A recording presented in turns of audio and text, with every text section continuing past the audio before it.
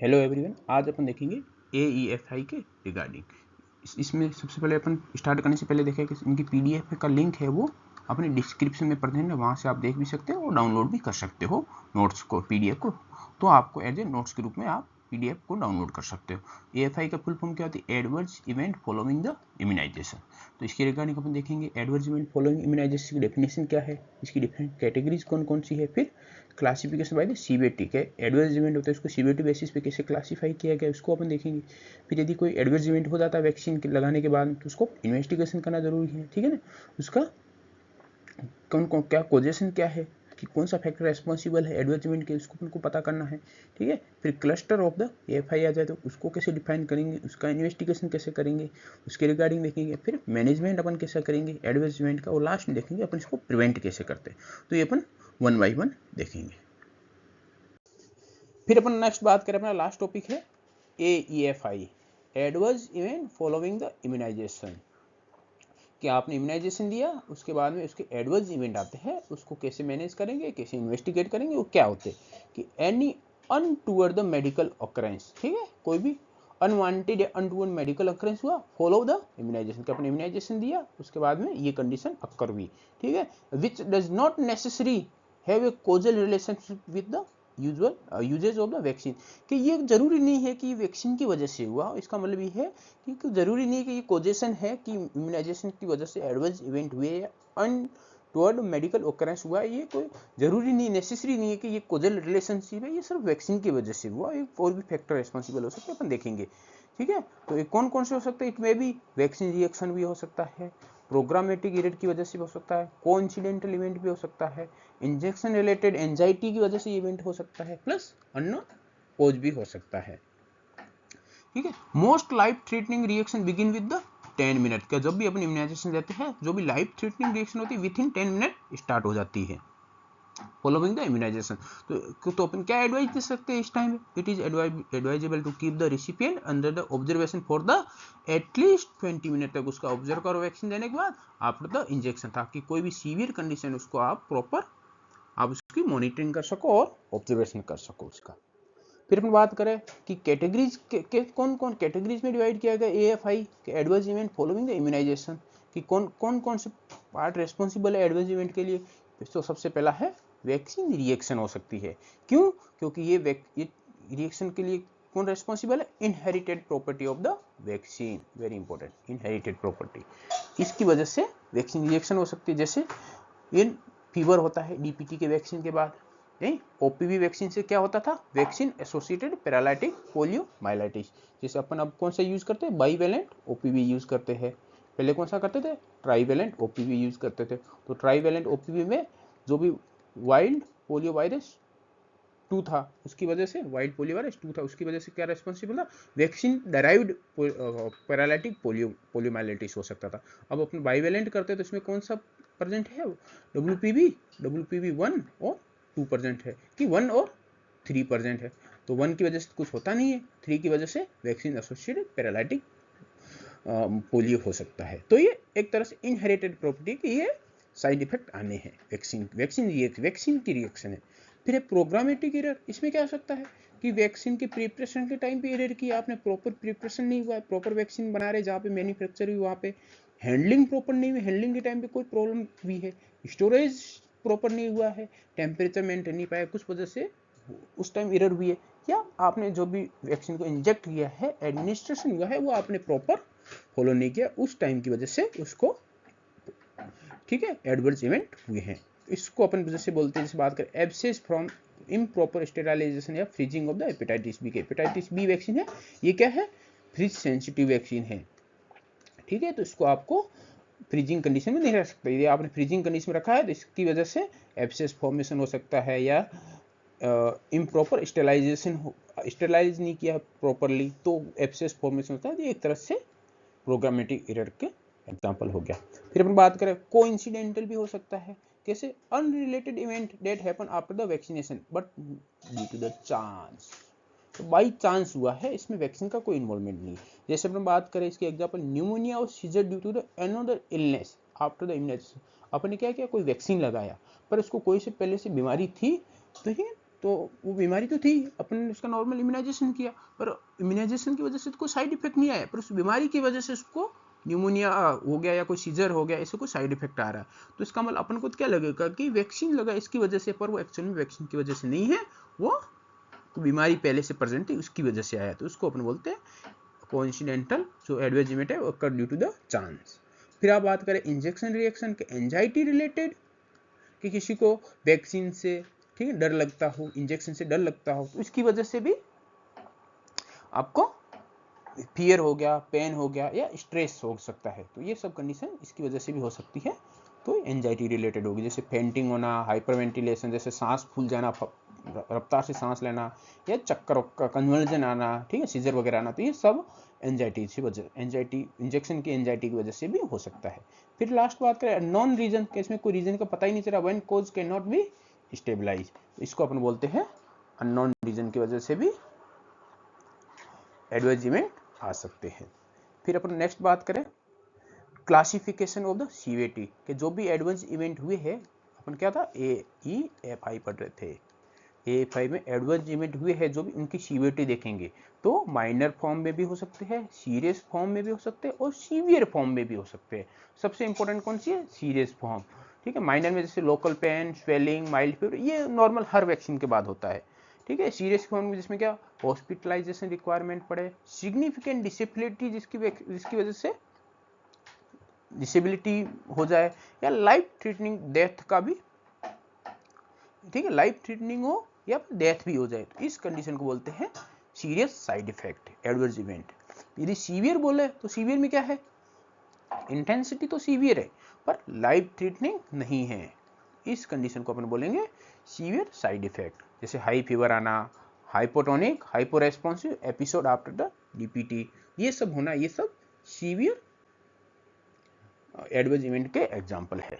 फिर अपन बात करेंगे, ये सबसे इंपॉर्टेंट है, नीट पीजी के रिकॉर्डिंग भी और शॉर्ट नोट भी आ सकता है इसके ऊपर, 5 नंबर का, 2 नंबर का, और नीट पीजी में भी एक क्वेश्चन फिक्स आता है इसमें से कि सीरियस और severe adverse event following the immunisation कौन कौन से होते हैं और कौन कौन सी इसके लिए वैक्सीन की वजह से होता है। तो अपन सबसे पहले बात करेंगे बीसीजी की वैक्सीन की। बीसीजी की वैक्सीन की वजह से क्या हो सकता है, लिम्फ एडिनोपैथी, लिम्फ नोड होते हैं इनलार्ज हो सकते हैं, या फिर ओस्टियोमाइलाइटिस हो सकता है, ठीक है। ये दो इसके मेन साइड इफेक्ट हो गए, मतलब मेन एडवर्स इवेंट हो गए। फिर अपन बात करें डीपीटी की, डीपीटी में हाइपोटोनिक, मतलब जो भी अपने लिम्फीनेस है वो बहुत स्लो हो जाएगी, टोन मसल की टोन है वो हाइपो हो जाएगी, प्लस हाइपो रेस्पॉन्स है बिल्कुल लो हो जाएगा, एपिसोड आ सकता है जिसको अपन बोलते हैं HHE। फिर परसिस्टेंट इनकंसोलेबल क्राइंग, ठीक है, मीन्स तो बच्चे को वैक्सीन लगा तो बच्चा वैक्सीन लगने के बाद 3 घंटे तक या 3 से ज़्यादा घंटे तक रोता रहे, उसको पेन होता रहे, तो उस कंडीशन में बोलते हैं परसिस्टेंट इनकंसोलेबल क्राइंग। 3 घंटे तक उसको ये किसकी वजह से होता है, डीपीटी की वजह से होता है। या हाई फीवर आ जाए मोर देन 40 डिग्री सेल्सियस का, तो उस कंडीशन में कन्वर्जन आ जाए तो डीपीटी की वजह से होता है। या इंसेफेलोपैथी हो सकती है, वेरी रेयर है पर इंसेफेलाइटिस या इंसेफेलोपैथी हो सकती है। ये सब किसके साइड इफेक्ट होगी, डीपीटी के। प्लस अब नेक्स्ट बार अगर ओपीवी, ओपीवी की वजह से कौन सा होता है, वैक्सीन एसोसिएटेड पोरालाइटिक पोलियोमाइलाइटिस हो सकता है, या वैक्सीन डेराइव। तो अब अपन स्विच फिनोमेना आ गए, तो अब ये होना बंद हो गया, पर ये किसकी वजह से होता था, WPV वर्ल्ड पोलियो वायरस 2 की वजह से होता था। पर अब यदि अपन स्विच फिनोमेना पे आ गए हैं तो अपन बाइवेलेंट वैक्सीन OPV यूज करते हैं, तो उसमें ये होने का चांसेस बिल्कुल 0 है। फिर अपन मीजल्स या MMR की बात करें, MR की बात करें, थ्रोम्बोसाइटोपेनिया हो सकता है किसकी वजह से, मीजल्स की वजह से, और फेब्राइल सीजर आ सकती है, प्लस इंसेफेलोपैथी हो सकती है, और एनाफाइलेक्सिक रिएक्शन हो सकती है, या टॉक्सिक शॉक सिंड्रोम हो सकते हैं इसकी वजह से, या आर्थरालजिया हो सकता है किसकी वजह से, रूबेला या MMR में रूबेला कंटेंट की वजह से आर्थरालजिया भी हो सकता है। तो अपन ने क्या देखा कि कन्वर्जन कौन से 2 वैक्सीन की वजह से हो सकता है, एक तो अपन देखेंगे अभी कॉमन जो बहुत मोस्ट इंपॉर्टेंट है वो अपन देखेंगे कि जैसे अपन बात करें कन्वर्जन कौन कौन से 2 वैक्सीन की वजह से होता है। एक फेब्राइल सीजर आ गया, सीजर किसकी वजह से, MMR की वजह से आ सकता है। दूसरा डीपीटी की वजह से आ सकता है। एन्सेफेलोपैथी किसकी वजह से हो सकती है, या तो मीजल्स या MR की वजह से हो सकती है, या फिर डीपीटी की वजह से हो सकती है। वेरी इंपॉर्टेंट, अपन को पता होना चाहिए। ठीक है। फिर अपन बात करें जापानीज इंसेफेलाइटिस की, इसकी वजह से हाइपर सेंसिटिविटी रिएक्शन भी हो सकती है और न्यूरोलॉजिकल कॉम्प्लिकेशन भी हो सकते हैं। रेयर साइड इफेक्ट है बट सीरियस साइड इफेक्ट है। ठीक है। फिर अपन हेपेटाइटिस बी की बात करें, हेपेटाइटिस बी में एनाफाइलेक्सिस रिएक्शन हो सकती है। यूजुअली क्यों होती है एनाफाइलेक्सिस, हेपेटाइटिस बी वैक्सीन हो सकता है। हेपेटाइटिस बी वैक्सीन है वो कौन से टाइप का वैक्सीन है? रिकॉम्बिनेंट टाइप का वैक्सीन है। तो उसमें अपन रिकॉम्बिनेंट वैक्सीन कहाँ प्रिपेयर करते हैं? यीस्ट प्रोटीन का यूज करते हैं। इसकी वजह से एनाफाइलेक्सिस रिएक्शन होने का ज्यादा चांस है। फिर अपन टीडी की बात करें, टीडी या टीटी की, तो एनाफाइलेक्सिस रिएक्शन इसकी वजह से भी हो सकती है, प्लस ब्रेकियल न्यूराइटिस हो सकता है इसकी वजह से। वेरी इंपॉर्टेंट पता होना चाहिए, ब्रेकियल न्यूराइटिस में किसकी वजह से होता है? टीटी या टीडी की वजह। रोटा वायरस आफ्टर 1 ईयर की उम्र के बाद उसमें कौन क्या होने का चांसेस है? कौन adverse event? Intussusception, very important. Intussusception के लिए कौन सा वैक्सीन रिस्पॉन्सिबल है? Rota virus. फिर अपन इन्फ्लुएंजा वैक्सीन की बात करें तो सीवियर एलर्जिक रिएक्शन होती है या जीबी सिंड्रोम हो सकता है। जीबी सिंड्रोम के लिए किसकी वजह से हो सकता है? इन्फ्लुएंजा वैक्सीन की वजह से हो सकता है। तो ये सब इंडिविजुअल वैक्सीन के साइड इफेक्ट है। ये सब टेबल पूरी याद होनी चाहिए, बहुत इंपॉर्टेंट है। इसमें बहुत इजी है, उसमें एक दो बार रिवाइज करेंगे तो इजीली याद हो जाएंगे। फिर अपन बात करें इन्वेस्टिगेशन के, अब एडवर्स इवेंट हो गए, अब आपको पता तो लगाना पड़ेगा ना कि कौन सा फैक्टर पॉइंट वैक्सीन रिएक्शन की वजह से हुआ है, प्रोग्रामेटिक एरर है या कोइंसिडेंटल है, किस वजह से हुआ। तो ये अपन को पता लगाने के लिए अपन को करना पड़ेगा investigation.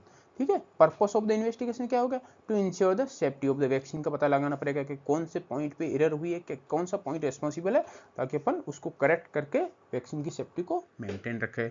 Differentiate the real vaccine reaction और फ्रॉम द कोइंसिडेंटल, कि कोइंसिडेंटल भी है या रियल वैक्सीन भी है, बाई चांस रिएक्शन भी है या रियल वैक्सीन की वजह से, रियल में वैक्सीन की वजह से रिएक्शन भी है। इसका अपन को डिफरेंशिएट करना है।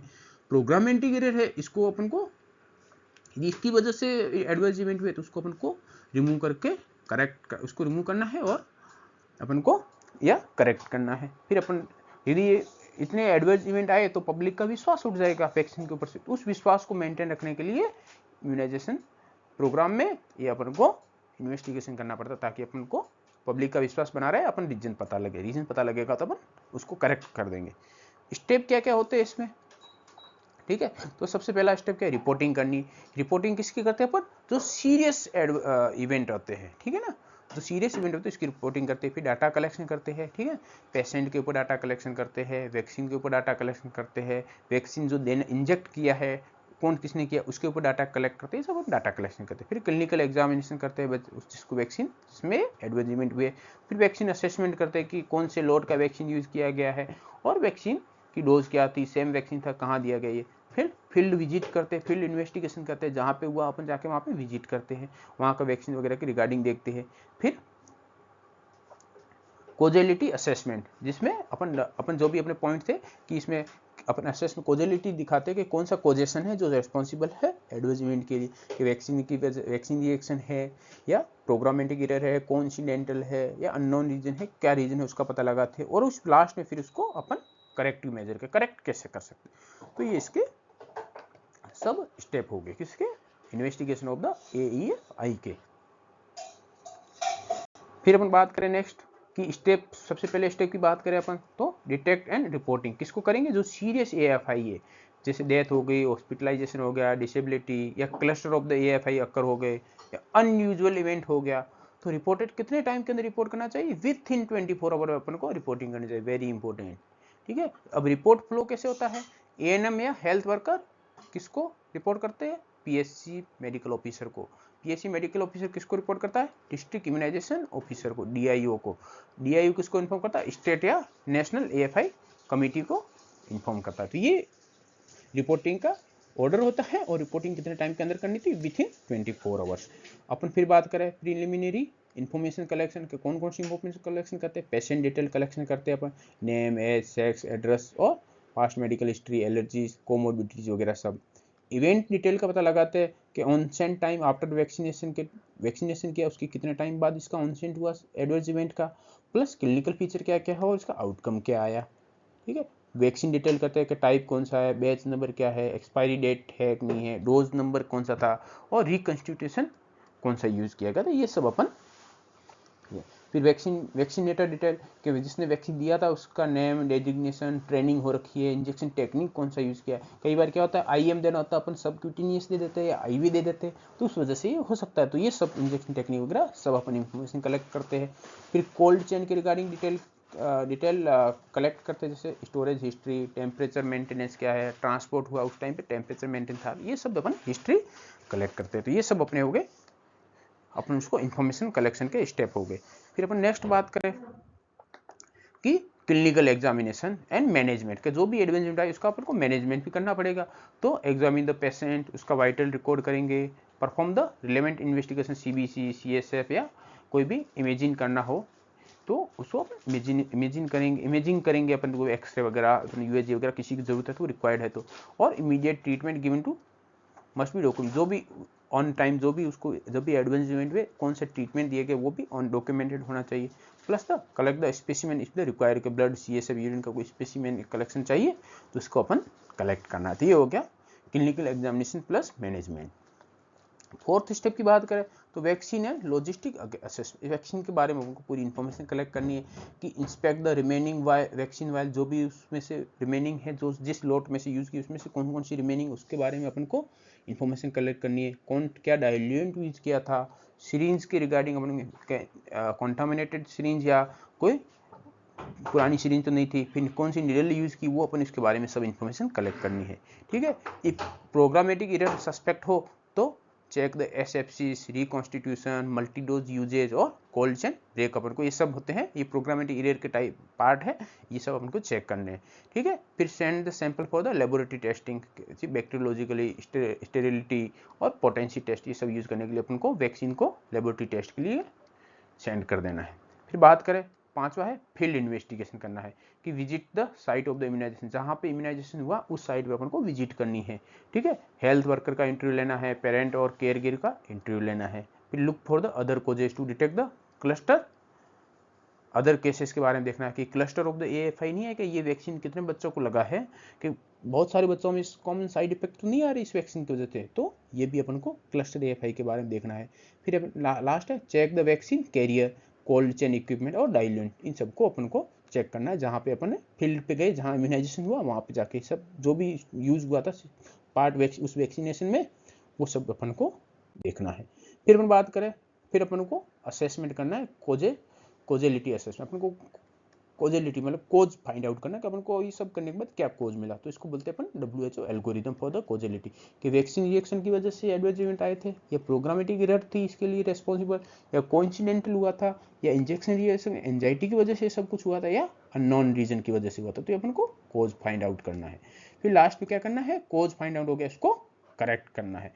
प्रोग्रामेटिक एरर है, इसको आइडेंटिफाई करना है, इमीडिएट करेक्ट करना है। सीरियस रिएक्शन कंफर्म है तो वैक्सीन जो जिस वैक्सीन का लोट यूज हुआ था उस वैक्सीन के लोट को अपन को विड्रॉल करना। वो लोट का क्या मीन्स होता है, लोट का कि जहाँ पे वैक्सीन मैन्युफैक्चर हुई है, ठीक है, उस वहाँ पे वैक्सीन आया तो वो उस वैक्सीन जहाँ से मैन्युफैक्चर वहाँ से पूरा निकलता है, उसको अपन बोलते हैं लोट। फिर ये लोट है, ये अपन को डिस्ट्रिक्ट लेवल पे जाता है, फिर PSC लेवल पे जाता है, वहाँ से फिर मल्टीपल आंगनबाड़ी सेंटर पे जाता है। तो यहाँ से जिस एक बार मैन्युफैक्चर हुए वहाँ से जो कंप्लीट पैकेज निकलता है वैक्सीन का, उसको अपन बोलते हैं लोट। और वो लोट आगे जाके डिस्ट्रीब्यूट होता जाता है मल्टीपल पेरिफेरी इलाकों में, मल्टीपल हेल्थ केयर फैसिलिटी में डिस्ट्रीब्यूट हो जाता है, तो इसको बोलते हैं लोट। तो उस पूरे यदि किसी की वजह से इस लोट में से किसी भी वैक्सीन मान लो अपन ने 10 आंगनबाड़ी पे गया, तो आंगनबाड़ी A पे इसकी सीरियस एडवर्स इवेंट आ रहे हैं, तो अपन को इस लोट में से जहां भी ये वैक्सीन पहुंची है वहां सब जगह से अपन को इस वैक्सीन को विड्रॉल कर लेना है। फिर provide the reassurance to the community, के अपन को कम्युनिटी को रीएश्योरेंस करना है, रीएश्योर करना है कि ये वैक्सीन है, इसमें यहाँ दिक्कत आई इस वजह से साइड इफेक्ट आया, बाकी इस वैक्सीन में कोई दिक्कत नहीं है, वैक्सीन बहुत अपने लिए बेनिफिट है, ये अपन को बच्चे को प्रोटेक्ट करेगी, ये साइड इफेक्ट आए उसको हमने चीज को करेक्ट कर ली है। फिर मान लो investigation of the AFI cluster, के क्लस्टर फॉर्म में यदि एडवर्स इवेंट हो रहे हैं तो उसको अपन कैसे इन्वेस्टिगेट करेंगे। Cluster means the more than 2 या equal to the cases of the similar AFI occurring in the same place or same time पे यदि मल्टीपल केसेस में यदि वो सेम एडवर्टाइजमेंट हो रहा है तो उसको अपन बोलते हैं क्लस्टर ऑफ केसेस। इसको अपन कैसे इन्वेस्टिगेट करेंगे, तो इसके लिए एक फ्लो चार्ट है कि अपने सबसे पहले देखेंगे कि क्लस्टर ऑफ द AFI हो गए। अब इसको अपन कैसे करेंगे कि ऑल केसेस, ठीक है ना, जितने भी केसेस आए from the only one facility, के सब केसेस एक फैसिलिटी से। अपन इसमें क्या स्पेसिफाई, जैसे अपन यहाँ से इधर से इधर की डायरेक्शन जाए, अपन स्पेसिफाई होते जाएंगे, ठीक है ना।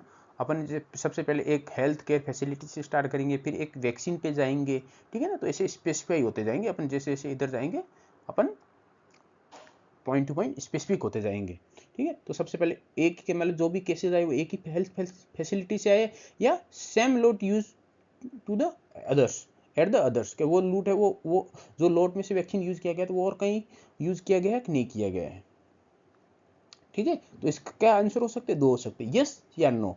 यदि यस है, ठीक है, कि all cases from the only one facility से आए हैं, हाँ ठीक है, और ये कि हाँ कि सब एक ही फैसिलिटी से आए, केस अपना आंसर है यस। तो ये किस वजह से हो सकता है कि ये सब केस आए, क्यों, क्योंकि प्रोग्रामेटिक एरर की वजह से आए हैं। और दूसरा ऑप्शन क्या है, नो, कि नहीं, कि सब के सब केसेस है वो वन फैसिलिटी से नहीं। तो अपना नेक्स्ट क्वेश्चन क्या होगा कि all cases got the same vaccine और लॉट, कि जो भी केसेस आए उन्होंने सबको एक ही वैक्सीन की वजह से आए, या एक ही लोट में से वैक्सीन थी जो सबको डिस्ट्रीब्यूट की गई उसी वैक्सीन की वजह से आए हैं।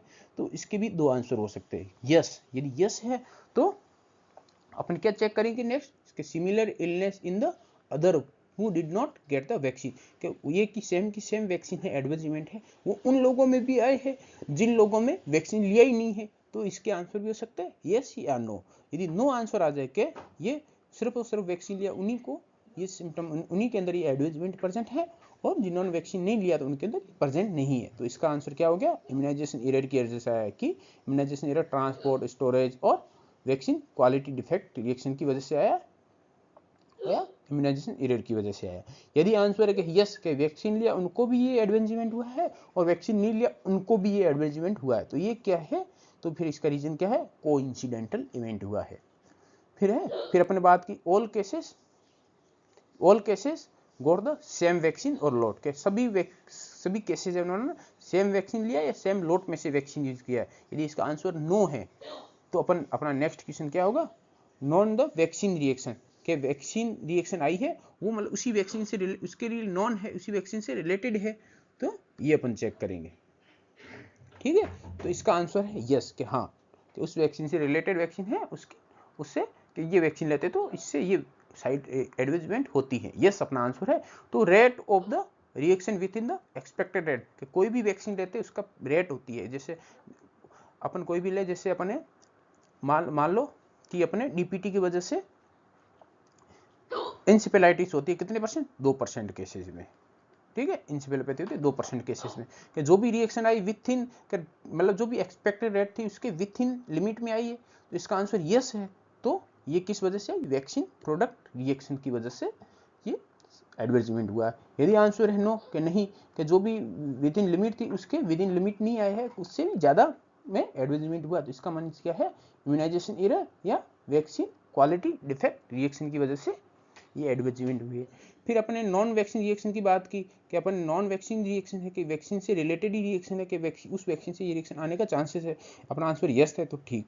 अब यदि मान नो आंसर है तो उस कंडीशन में अपन क्या देखेंगे, similar illness in the other who did not get the vaccine, अपन ये देखेंगे कि ये जो इलनेस आई है, जो एडवर्स इवेंट है वो उन्हीं लोगों में भी आए जिन्होंने वैक्सीन नहीं लिया, यस। यदि आंसर यस तो ये सब क्या है, कोइंसिडेंटल, मींस द जो भी एडवर्स इवेंट है उसके लिए वैक्सीन रिस्पॉन्सिबल नहीं है, वो नॉर्मल लोगों में भी आया है इसलिए इन लोगों में भी आया, तो ये कोइंसिडेंटल है, ठीक है। फिर अपन बात करें यदि इसका आंसर आता नो, तो इसके लिए कौन से रिस्पॉन्सिबल, प्रोग्राम एरर या कोइंसिडेंटल या अननोन, इसमें से कोई भी फैक्टर रिस्पॉन्सिबल हो सकता है। यदि इसका आंसर अपने similar illness in the other who did not get the vaccine, अपने जितने भी क्वेश्चन पूछे सबका आंसर यदि सबका आंसर नो नो आता है तो उसके लिए अपन लास्ट में किस फैक्टर पे पहुंचेंगे, प्रोग्रामेटिक एरर भी हो सकती है, कोइंसिडेंटल और अननोन रीजन भी हो सकते हैं। फिर अपने इन्वेस्टिगेशन कर लिया, अब अपन को करना है AEFI का ट्रीटमेंट। जो भी एडवर्स इवेंट आए हैं, एडवर्स इवेंट उसको अपन को ट्रीट करना है। तो सबसे पहले एट द इम्यूनाइजेशन साइट, के इम्यूनाइजेशन साइट पे अपन को उनको ट्रीट करना है। तो health care worker must be trend and equipped with the AEFI kit. AEFI kit होती है, उसके रिगार्डिंग उनको पूरा उसमें जो भी किट में जो भी परसेंट होते हैं वो सब प्रेजेंट है इंस्ट्रूमेंट, प्लस ट्रेनिंग होनी चाहिए प्रॉपर, उनका यूज कैसे करना है। ठीक है, कौन कौन से एसेंशियल आइटम होते हैं उसके अंदर, ये एड्रेनालिन प्रेजेंट होता है 1:1000 के रेशियो में। ठीक है, फॉर द एनाफाइलेक्सिस रिएक्शन हो जाए उसको प्रिवेंट करने के लिए, उसको ट्रीट करने के लिए। फिर सिरिंजेस होती है, निडल्स और अम्बूबैग और आईवी फ्लूइड, ये सब उसके अंदर होना चाहिए। प्लस एंटीपायरेटिक फीवर वगैरह को कंडीशन यूज कर सकते हैं। एंटी हिस्टामिनिक यदि हाइपर सेंसिटिव रिएक्शन हो जाए तो उस कंडीशन में अपन को इसकी रिक्वायरमेंट होती है। फिर अपन बात करें स्पेसिफिक मैनेजमेंट में कौन कौन से क्या क्या यूज करते हैं अपन, आइटम्स टूल्स कौन कौन से, तो एनाफाइलेक्सिस यदि रिएक्शन हो जाए तो उसके लिए अपन कौन सा यूज करते हैं, एड्रेनालिन यूज करते हैं। कितने डोज होती है 0.5 ml, कितने रेशियो में इसको डाइल्यूट करते हैं 1:1000 के रेशियो में डाइल्यूट करते हैं। कौन सी रूट से देते हैं, इंट्रामस्कुलर। कौन सी साइड पे देते हैं, आउटर मिड थाई पे अपन इसको इंजेक्ट करते हैं। यदि इसमें रिलीफ नहीं मिले तो 5 to 10 मिनट के बाद अपन 5 to 15 मिनट के बाद अपन रिपीट कर सकते हैं। यदि फेंटिंग हो जाए तो उस कंडीशन में पेशेंट को ले डाउन करना है, उसको उसके लेग है वो एलिवेट करने और उसको रीएश्योर करना है। यदि कन्वर्जन आ जाए उस कंडीशन में डायजेपम का यूज कर सकते हैं, कौन सी आईवी या रेक्टल रूट्स किसी से भी, और एयरवे को मेंटेन रखना है। एब्सेस फॉर्मेशन हो जाए तो उसका ड्रेनेज करना है उसको, और एंटीबायोटिक की रिक्वायरमेंट है तो उसको एंटीबायोटिक देना है। फिर फीवर और पेन है तो उसमें अपन को पेन किलर लेना है, paracetamol plus cold compress use करना है। फिर नेक्स्ट है कि अपन प्रिवेंट कैसे करेंगे, प्रिवेंशन ऑफ द एएफआई का कैसे कर सकते हैं, तो कोल्ड चेन को प्रॉपर मेंटेन रखना है। ठीक है, और proper reconstitution use the only supplied diluent, जो भी डाइल्यूएंट है जो मिक्सर के लिए आते हैं वो वैक्सीन के साथ आते हैं, उसी को अपन को यूज करना है रिकॉन्स्टिट्यूशन के लिए। फिर यूज द एसेप्टिक टेक्निक, जब भी अपन वैक्सीन का इंजेक्शन लगाए तब एसेप्टिक टेक्निक का यूज करना proper. Correct injection site plus needle size, जो भी needle size correct needle size का यूज करना है अपन को, प्लस इंजेक्शन साइट वो जिस साइड पे जो वैक्सीन लगता है उसको उसी साइड पे लगाना है। स्क्रीनिंग फॉर द कॉन्ट्राइंडिकेशन, के वैक्सीन जो भी अपन दे रहे हैं उसके रिगार्डिंग कोई भी उस जिसमें दे रहे हैं उसमें कोई कॉन्ट्राइंडिकेशन तो नहीं है इसका, यदि कॉन्ट्राइंडिकेशन है तो उसको अवॉइड करना है उस टाइम के लिए। Educate training of the vaccinator, के वैक्सीनेटर की प्रॉपर ट्रेनिंग होनी चाहिए कि कौन सा वैक्सीन है, कैसे एसेप्टिक टेक्निक यूज कर सकते हैं, कौन सी साइट पे लगाते हैं, डिफरेंट मेथड के कौन कौन से यूज होते हैं इंजेक्शन के लिए, कि इंट्राडर्मल सबक्यूटेनियस आई वगैरह सब टाइप के उसको वैक्सीन लगाने आते हैं। तो ये प्रॉपर ट्रेनिंग की जरूरत है जिससे अपन एएफआई को प्रिवेंट कर सकते हैं। Thank you for your watching.